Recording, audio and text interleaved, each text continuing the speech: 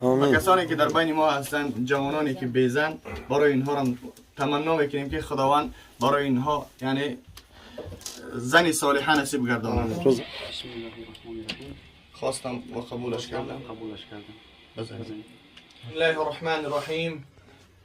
إن الحمد لله نحمده ونستعينه ونستغفره ونعوذ بالله من شرور أنفسنا ومن سيئات أعمالنا، من يهدي الله فلا مضل له ومن يضلل فلا هادي له. أعوذ بالله من الشيطان الرجيم. بسم الله الرحمن الرحيم. يا أيها الذين آمنوا اتقوا الله حق تقاته ولا تموتن إلا وأنتم مسلمون. السلام عليكم ورحمة الله وبركاته. خوش آمدین بر این توی محفل. یعنی الله سبحانه و تعالی این دو نوجوانی که یعنی با نکاح همدیگر انشاءالله که داخل میشوند، از الله طلب داریم که خداوند برای اینها خوشی ها و خوشبختی های زندگی را برایشان نصیب گرداند. و از الله طلب میکنیم که اینها با هم همیشه یک جا باشند تا آخر عمر خود. و از الله سبحانه و تعالی طلب میکنیم که خداوند برای اینها فرزندهای صالح و صالحه و سالم و سالمه نصیب گرداند، که اون فرزندها قاری قرآن باشند، آمین. یعنی در طاعت عبادت الله باشند همیشه، و خدمتگار دین مبین اسلام باشند، و پدر و مادر خود را نیکوکار باشند. و گفتنی هستیم که الحمدلله پیغمبر خدا صلی الله علیه و سلم فرمودند که الدنیا متاع و خیر متاع الدنیا هی زوجة صالحه. رسول اکرم صلی الله علیه و سلم فرمودند که دنیا به مثل یک متاع است، به مثل یک توشه است، و بهترین چیز همین دنیا این زنی صالحه می باشد.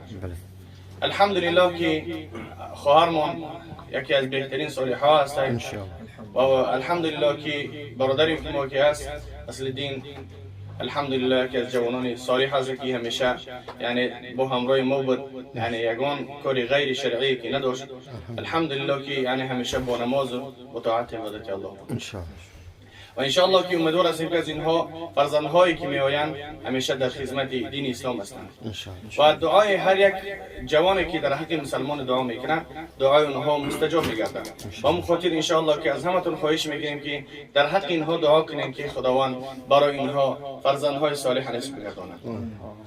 رسول اکرم صلی الله علیه و سلم وقتی که یگان جا توی میرفت، نوجوانها را که میدید که اونها یعنی با نکاح داخل میشوند، یعنی با نکاحشون میکنند، در حق اونها دعا میکرد که بارک الله لکما و بارک علیکما و جمع بینکما فیه خیر. خداوند در این دو نوجوان برکت عطا فرماید و در خاندان اینها برکت عطا فرماید. خدای در بین این دو نوجوان یگان نافهمی پیدا نشود. آمین.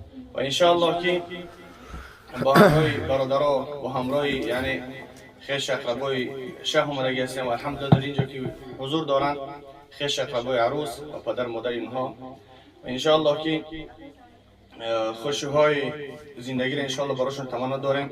اگر پدر شه یگان چیزی گفتنی، پدر عروس یگان چیزی گفتنی داشته باشه انشاءالله، خیش اقرباش یگان کس یگان چیزی رسم تاجیک نیست. الحمدلله. یعنی الحمدلله شرط شروط نکاح هر یکی ما با شما میدونیم. خلاص؟ یعنی پیغمبر خدا صلی الله علیه و سلم فرمودند که یعنی شما زنه با 4 خصلت یعنی به نکاح ضروره. یک از اونها این است که یعنی دیندار باشه. الحمدلله که عائله خوب ذات الدین هستند، دیندار هستند، قرآن خوان و طاعت عبادت الله میکنند، یعنی بهترینه. امیدوار هستیم که از اونها فرزندهای میآیند که به مثل عبدالله ابن مبارک باشند. و شرط شروط که اکثریت خودمون میدونیم الحمدلله، همش امیدوار هستیم که بجا وردگی هستند. یگان نفهمی و یگان نارضایی نیست. از طرف پدر رضایگی هست الحمدلله. ماشاءالله. یعنی مهر آوردگی هستند. ماشاءالله. شهیدا هستیم. ماشاءالله. یعنی رضایگی هر دو طرف هست. هست؟ بله. ماشاءالله. یعنی باید بعضی حالات میشن که انسانیات ها را مجبوری زن میدین. برای در حالت ما زندگی ما بسیار میبینیم وقتی که ما به امکار هستیم مجبوری که زنشون میتن یا که مجبوری شوهرشون میتن، یعنی زندگی خوب نمیتن. با اون خاطر یعنی هر یک نکاحگر باید امیره باید بفهمه. به چی خاطر؟ به خاطری که شرط همون آدم نکاح میکنه باید بفهمه بدونه، یعنی در کدام حالت چیکار میکنن، آیا رضایتی هستن یا نه. بعضیشون مثلا مجبور زن میتن، بعضیشون مجبور شوهر میتن، یعنی زندگیشون خوب نمیشه. اون خاطر ما از الله طلب میکنیم که اینها همیشه یک جا باشن و خوشبخت باشن. آمین. ان شاء الله که از طرف عروس یگان کس یگان چی طلب به طمع نداره ان شاء الله. نه ان شاء الله کی یگان رسم رسوم داشته باشن، اگر یگان چیز خواهشمند باشن ان شاء الله که ما در خدمت هستیم. اون در خدمتیم. اینجا اگر کد میشه در فرشی به قطعی ما هستیم. المهم ان شاء الله که پیغمبر خدا صلی الله علیه و سلم فرمودن که یعنی نکاح کردن، زن گرفتن یکی از سنت های من است. پیغمبر خدا صلی الله علیه و سلم فرمودن که من راغب عن سنتی فلیس منی. هر کسی که یعنی سرکشی کرد از سنت های من یعنی او از من نیست. رسول اکرم صلی الله علیه و سلم فرمودن که یا معشر الشباب من استطاع منکم الباء فلیتزوج. او جوانانی که یعنی شرایط دارین، استطاعت دارین، یعنی به خودتون ضرور بدونین زن گیری، یعنی زن بگیرین.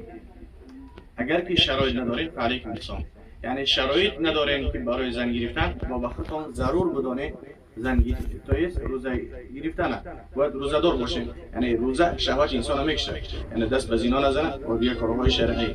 و اون خاطر ان شاء الله که الحمدلله که جوان شرایط داره زنگیر است، الحمدلله از الله تعالی میکنیم که همیشه شرایطشون مهیا باشن و یکجا باشن، بینشان یگان نفهمی نباشن و اونشا نصفش کامل میکنن. و اهل اصحاب پرسان کردن که و نصف دیگه چیکار کنیم؟ و گفتن نصف دیگه با طاعت عبادت الله کامل بکنیم. و ان شاء الله که این جوان که از زن میگیرن و اون خواهری که از شوهر میکنن نصف ایمان خود را کامل میکنن و ان شاء الله که نصف دیگه با طاعت عبادت الله مکمل میگردن. و آخر دعوانا الحمد لله رب العالمین. ما شاء الله بارك الله لكم. ما شاء الله. الله اکبر. این دو جوان الحمدلله که با هم یکجا شدن و از الله سبحانه و تعالی طلب میکنیم که همیشه یکجا باشن، بینشون یگان نفهمی نباشن. گفتی رسول که مبارکی برای شما که شما یعنی این روز الحمدلله صاحبی نماد شدین و برای هر کدومشون ان شاء الله کدامی که شوهر نداره الله از الله طلب میکنیم که براشون همچنین شوهرهای صالح نصیب بگردونن، شوهرهای صالح نصیب بگردونن. و کسانی که در بین ما هستن جوانانی که بیزن برای اینها هم تمنا میکنیم که خداوند برای اینها یعنی زنی صالحه نصیب گردونن. بارك الله لكما وبارك عليكما وجمع بينكما في خير. سبحانك اللهم وبحمدك اشهد ان لا اله الا استغفرك واتوب اليك. بسم الله الذي لا يضر مع اسمه شيء في الارض ولا في السماء وهو السميع العليم. خداوند همیشه یک جا و سربلند باشین.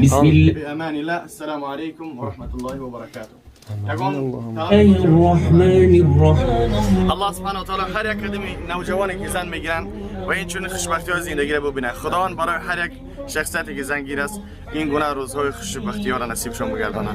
و کسانی که ان شاء الله که شوهر ندارن از الله طلب کنین که خداوند براتون بخواین که خوشبختی زندگی را، خوشبختی را ببینید در حیات.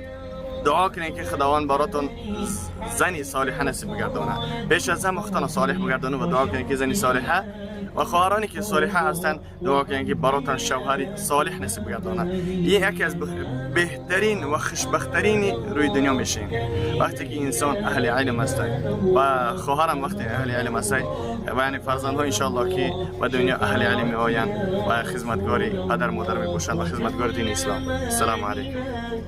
Doğru haftası dedi çiğ haftası. Doğru işte.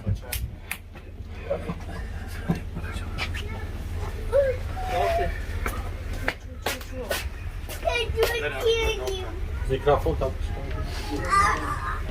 İşte geçin. Ne maksat ki kalmadı. O zaman var. İşte geçin. Hani buraya mı?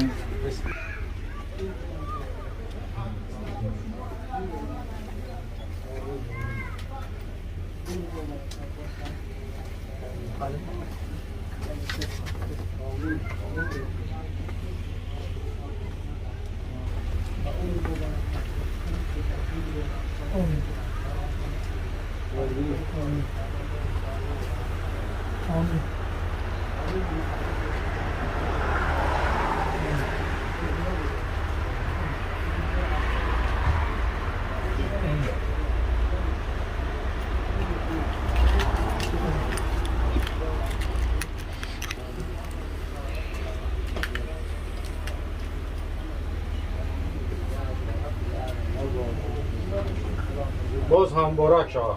یکان چی نداشت که روش بر کنه؟ یکم لطه یکم روماله نیست یکم پلاتو یک بار پسش کن یک بار کم تا پسش کن قاری یکم رومالی کلون آموش هم شب پرتین بارک شوه حدیثه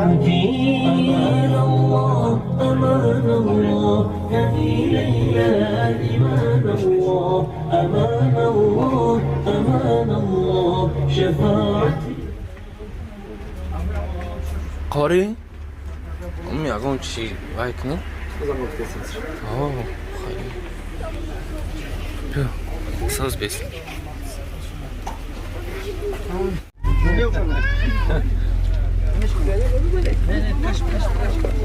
قاری کبزه خداوند اکی اسمون علیل زنی صالحه نصیب گردنه اکی محمد جانه چه چند تا محمد همه بخلش بکشه محمدی بله که نومی من یک نومی من اسلام هم خداوند نصیب گردنه